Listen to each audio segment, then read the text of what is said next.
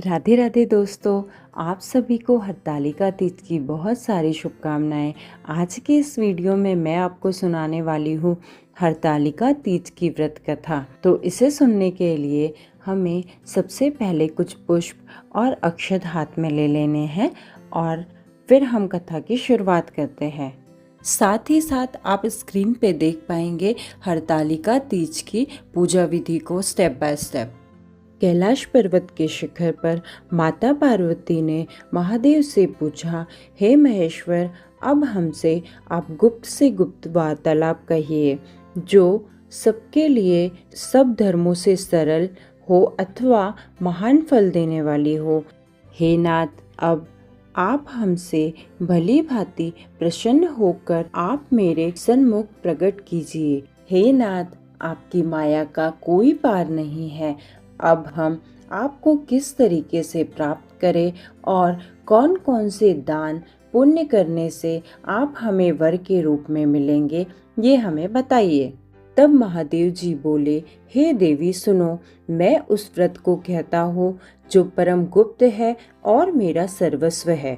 जैसे तारागणों में चंद्रमा, ग्रहों में सूर्य, वर्णों में ब्राह्मण और देवताओं में गंगा, पुराणों में महाभारत, वेदों में शाम, इंद्रियों में मन श्रेष्ठ है, वैसे पुराण वेद में इसका वर्णन आया है, जिसके प्रभाव से तुमको मेरा आधा आसन प्राप्त हुआ है। हे प्रिय, यही मैं तुमसे वर्णन करता हूँ। भगवान शंकर बोले, भादो मास के शुक्ल पक्ष को हस्त नक्षत्र तृतीया तीज के दिन इस व्रत का अनुष्ठान करने से सभी पापों का नाश हो जाता है। हे देवी सुनो, तुमने सबसे पहले इस व्रत को हिमालय पर्वत पे किया था, जो मैं तुम्हें सुनाता हूँ। पार्वती जी बोली, प्रभु, इस व्रत को मैंने किस लिए किया था वह सुनने की इच्छा है, सो कहिए। शंकर जी बोले, हे गिरिजे, तुमने बाल्यकाल से ही हिमालय पर्वत पर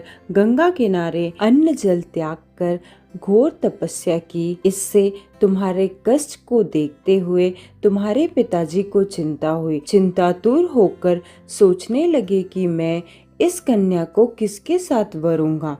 तब इसी अवसर पर देव योग से ब्रह्मा जी के पुत्र देवर्षि नारद जी वहां आए। तब तुम्हारे पिताजी हिमाचल ने देवर्षि से पूछा, हे मुनिवर, आज आपने यहाँ आने का कष्ट कैसे किया? तब नारद जी बोले, हे गिरिराज जी, मैं विष्णु का भेजा हुआ यहाँ आया हूँ, आप मेरी बात को ध्यान से सुनिए।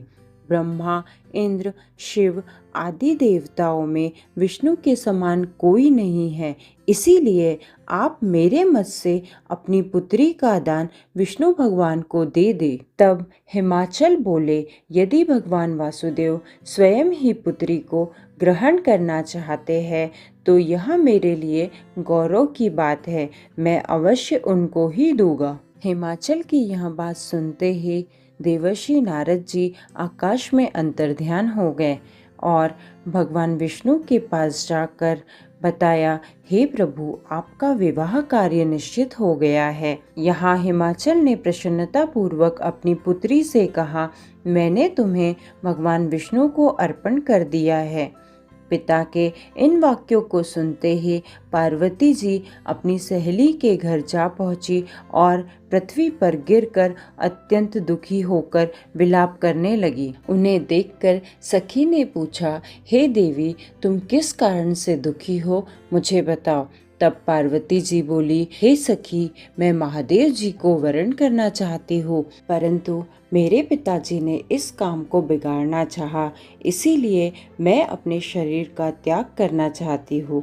पार्वती जी के इन वचनों को सुनकर सखी ने कहा, हे देवी, जिस वन को पिताजी ने देखा ना हो, तुम वहां पर चली जाओ। पार्वती जी सखी के उन वचनों को सुनकर वन की ओर चली गई। इधर गिरिराज जी दुखी होकर विलाप करने लगे और तुम्हें ढूंढने लगे। तुम्हें ढूंढते ढूंढते वो भी जंगल की ओर आ गए। तभी तुम अपनी सखी के साथ एक घने भयंकर जंगल में नदी किनारे एक गुफा में जा पहुंची। उस गुफा में तुम अपनी सखी के साथ प्रवेश कर गई, जहाँ तुमने अन्न का त्याग करके बालू का लिंग बनाकर मेरी आराधना करती रही। उस स्थान पर भाद्र मास की हस्त नक्षत्र तृतीया के दिन तुमने मेरा विधि विधान से पूजन किया।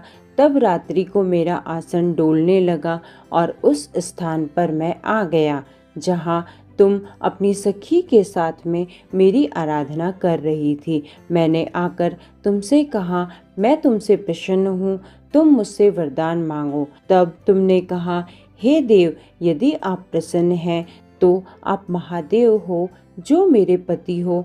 मैं तथास्तु ऐसा ही होगा कहकर कैलाश पर्वत की ओर चला गया। तुमने प्रभात होते ही उस बालू की प्रतिमा को नदी में विसर्जित कर दिया। हे प्रिय, तुमने वहां अपनी सखी के साथ व्रत का पारायण किया।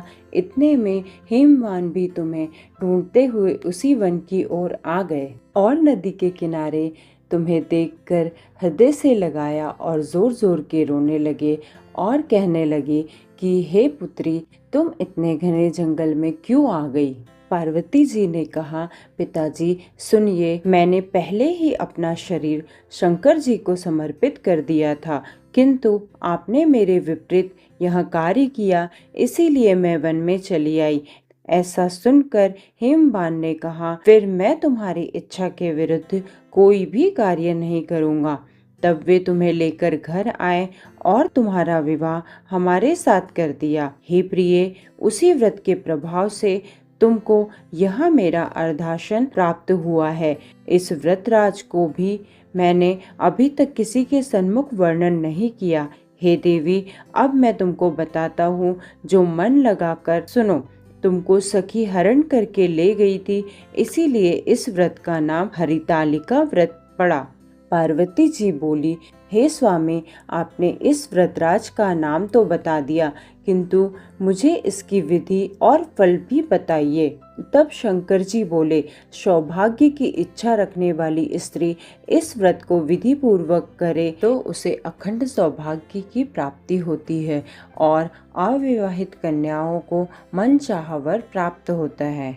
हे शंकर भगवान, इस व्रत की कथा को सुनने और कहने वाले के सारी मनोकामनाएं पूर्ण हो और उनका घर धन धान्य से भरा रहे।